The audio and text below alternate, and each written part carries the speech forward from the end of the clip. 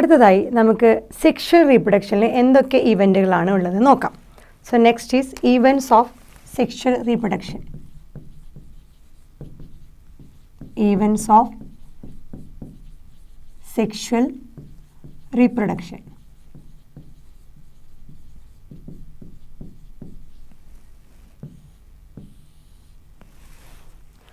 So ഒരു reproductive maturity attain ചെയ്ത് കഴിഞ്ഞാൽ സെക്ഷലി റീപ്രൊഡക്റ്റീവ് ഓർഗാനിസംസ് എല്ലാം തന്നെ ഒരു ഡിഫറെൻറ്റ് ഇവൻറ്റ്സിലൂടെ കടന്നു പോകും. അത് ഏത് ടൈപ്പ് ഓർഗാനിസം ആയിക്കോട്ടെ, വെദർ നമ്മൾ നേരത്തെ പഠിച്ച പ്ലാന്റ്സിൻ്റെ ലോവർ കാറ്റഗറിയിലെ ആൽഗെ ആയിക്കോട്ടെ, ഫംഗ ആയിക്കോട്ടെ, ഏത് organism sexual mode of reproduction follow ചെയ്യണ ഏത് ഓർഗാനിസം ആയിക്കോട്ടെ, നമ്മൾ നേരത്തെ പറഞ്ഞതാണ് അവർക്ക് അഡ്വേഴ്സ് കണ്ടീഷൻ വന്നു കഴിഞ്ഞാൽ അവർ സെക്ഷൽ മോഡിലേക്ക് ഷിഫ്റ്റ് ചെയ്യും. എന്തിനാണ് അവർ സെക്ഷൽ മോഡിലേക്ക് ഷിഫ്റ്റ് ചെയ്യുന്നത്? മോർ നമ്പർ ഓഫ് വേരിയേഷൻസ് വരാൻ വേണ്ടി.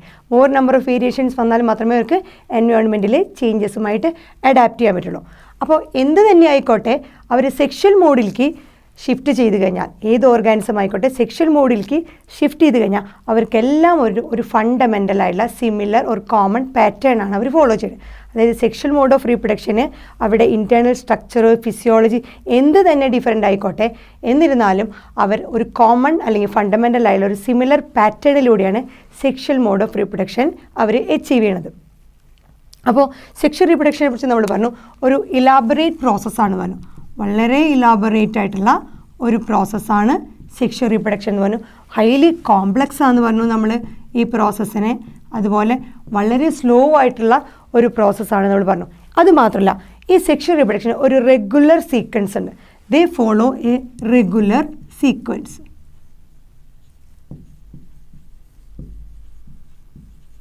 സോ ഇതൊരു ഇലാബറേറ്റ് ആയിട്ടുള്ള വളരെ സ്ലോ ആയിട്ടുള്ള കോംപ്ലക്സ് പ്രോസസ്സാണ്. എല്ലാ സെക്ഷൽ റീപ്രൊഡക്ഷനിലും ഒരു റെഗുലർ സീക്വൻസ്, അത് ഏത് ഓർഗാനിസം എടുത്താലും ഒരു കോമൺ പാറ്റേണിലൂടെയാണ് അവർ കടന്നു പോകുന്നത്. സോ ഈ സെക്ഷൽ റീപ്രൊഡക്ഷൻ്റെ ഏറ്റവും ഇമ്പോർട്ടൻറ്റ് ഇവൻ്റ് എന്ന് പറഞ്ഞാൽ എന്താണ്? അവിടെ രണ്ട് പാരൻറ്റിൻ്റെ ഇൻവോൾവ്മെൻ്റ് ഉണ്ട്. രണ്ട് പാരൻറ്റിൻ്റെ ഇൻവോൾവ്മെൻറ്റ്, ഓരോ പാരൻറ്റിൽ നിന്നും ഓരോ ഗാമേറ്റ് വരും, മെയിൽ ഗാമേറ്റും ഫീമെയിൽ ഗാമേറ്റും. സോ ആദ്യത്തെ ഇമ്പോർട്ടൻസ് എന്ന് പറയുന്നത് fusion of male and female gamete. Fusion of male and female gamete. ഇതാണ് ഏറ്റവും ഇമ്പോർട്ടൻ്റ് ആയിട്ടുള്ള characteristic feature of sexual reproduction.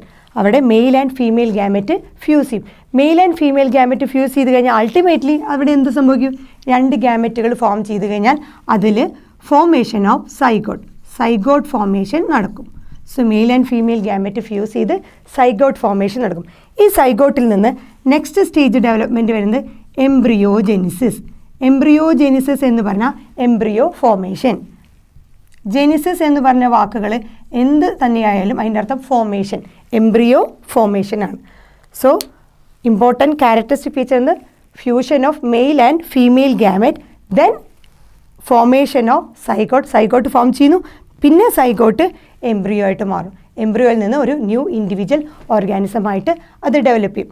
അപ്പോൾ നമുക്ക് കൺവീനിയൻസിന് വേണ്ടിയിട്ട് സെക്ഷൽ റീപ്രൊഡക്ഷന് കുറച്ച് സ്റ്റെപ്പുകൾ ഉണ്ടാക്കാം. സോ സെക്ഷൽ റീപ്രൊഡക്ഷന് കൺവീനിയൻസിന് 3 ഡിഫറെൻറ്റ് കാറ്റഗറി ആയിട്ട് അല്ലെങ്കിൽ 3 ഡിഫറെൻറ്റ് സ്റ്റെപ്പുകളായിട്ട് നമ്മൾ തിരിച്ചിട്ടുണ്ട്. ആ 3 സ്റ്റെപ്പുകളിലൂടെയാണ് എല്ലാ ഓർഗാനിസവും സെക്ഷൽ റീപ്രൊഡക്ഷൻ അച്ചീവ് ചെയ്യണത്.